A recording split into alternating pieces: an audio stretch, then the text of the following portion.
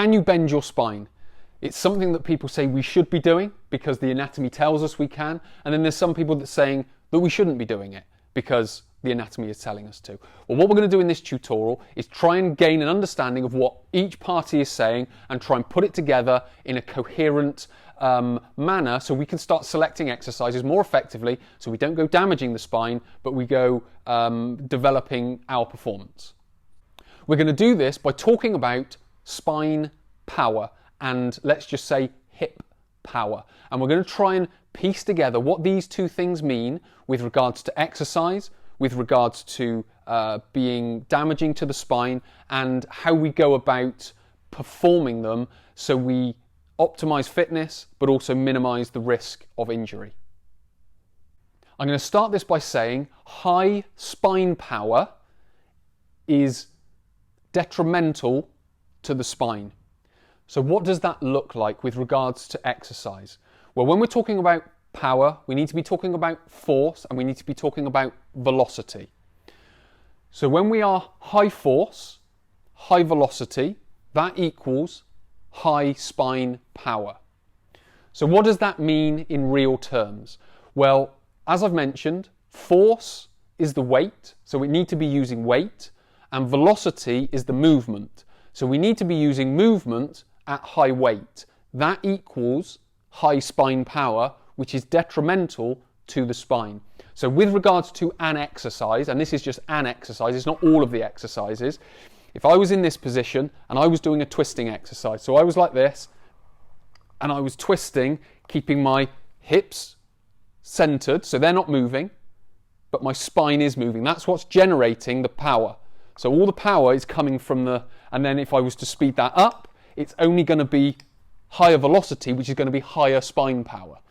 So if we are moving the spine under a high load, that is equaling high spine power, which is equaling a higher risk of injury. What we're going to start talking about now is how to lower that spine power and why some movements and exercises allow the spine to move and not be injurious to it. If we take the force, velocity and power equation and then move the parameters around, so if we keep with the high force, so we've got a high weight, but then if we turn the velocity to low, what we then get is what's called low spine power, which is much more advantageous for the spine. So what does that look like with regards to an exercise? Well, if we come in here, what we're doing is we're going to go from here, but I'm going to turn at my hip.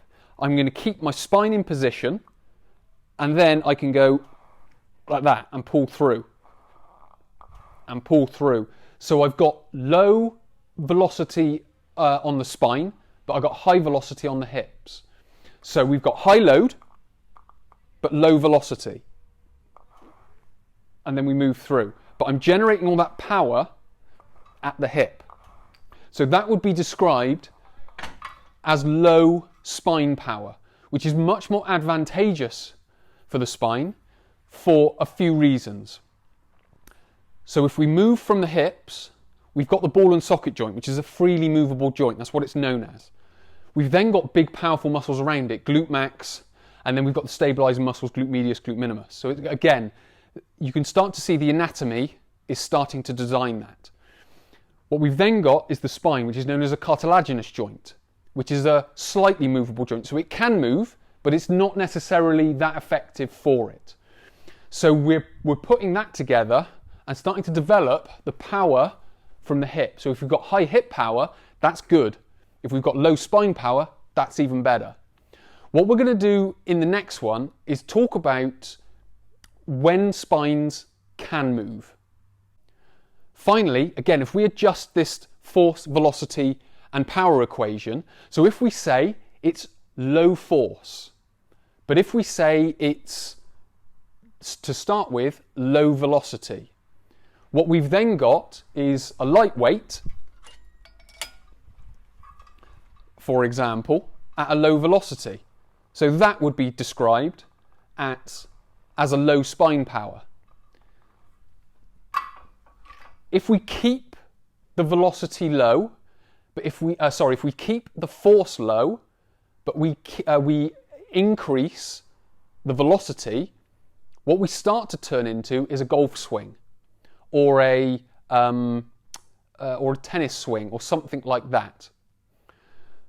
So with the golf swing, the spine rotates, but because there is low load on it, because the golf club isn't necessarily that heavy, what happens is, if you understand the golf swing enough, is there will be a contraction, a pulse at the start.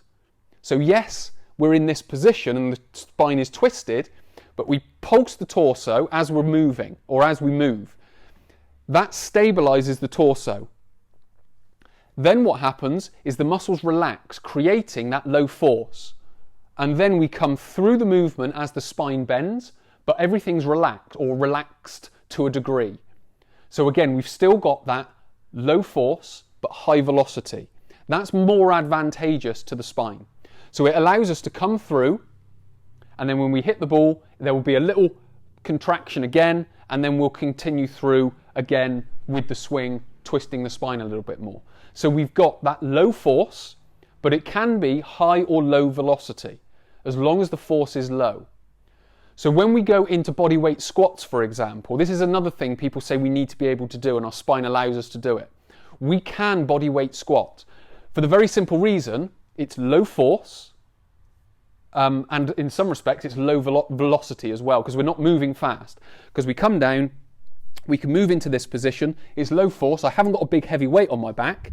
If I had 60, 80, 90, 100 kilos on my back, then I wouldn't want to be moving my spine, because what we've then got is high force, low velocity equals high spine power. So again, we need to be understanding it in that context. It's not just our spine can move, therefore we need to do it through everything. We have to look at the context of how the spine works, the force velocity of it, and the biomechanics of it.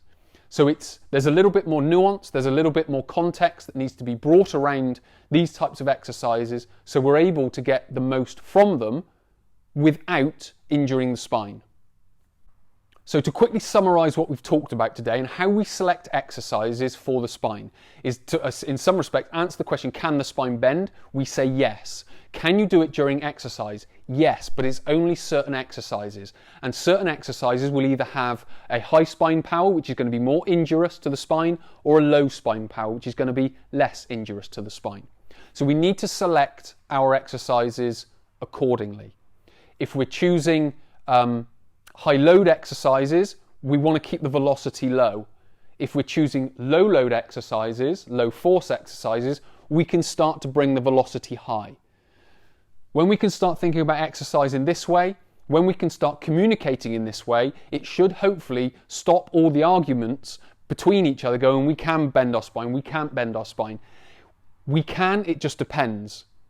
And we don't want to in certain scenarios. When we come to the understanding like that, I think there will be much more agreement about exercises that we choose, when we choose them, and who we choose them for. So many thanks for watching. My name is Chris from Chris for Whole Training. I'll speak to you in the next tutorial. If you suffer with a bad back and you like what you've seen from this video, then please do click the link below and you'll go through to my How to Overcome Lower Back Pain online course and online course and coaching. So there's 2 links below. The online course has all the content, it just doesn't have the additional coaching to go on top of it. So the additional part of the coaching is just the coaching. You sit with me for a session, I write up all the information that you need, I reference within the course where you need to go and what you need to do. With the online course, you sit through the exact same thing, it's all just done online, and then you plot your way through the course. So if you want to overcome lower back pain, please do just click the link below.